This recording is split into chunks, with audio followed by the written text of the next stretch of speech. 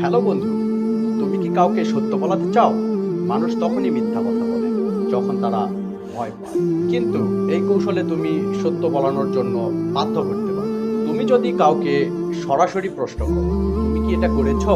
তাহলে তাদের মস্তিষ্ক ডিফেন্স মোডে চলে যায় আর তারা অজুহাত তৈরি করতে শুরু করে, মিথ্যা বলে।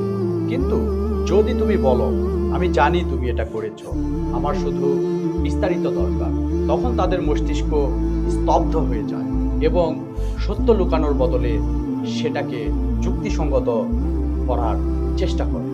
আরেকটা শক্তিশালী কৌশল হলো নীরবতা চাপানো। যদি তুমি বুঝতে পারো কেউ মিথ্যা বলছে, তাকে গুনে গুনে নীরবে 10 সেকেন্ড দেখো, কিছু না বলে। মানুষের মস্তিষ্ক চুপ থাকা সহ্য করতে পারে না, আর এই চাপের মুখে সে নিজেই কথা বলে। মানুষকে তাদের নিজস্ব জালে আটকে রাখো আর সত্য তাদের মুখ থেকে বের করাও। এটাই মস্তিষ্কের খেলা।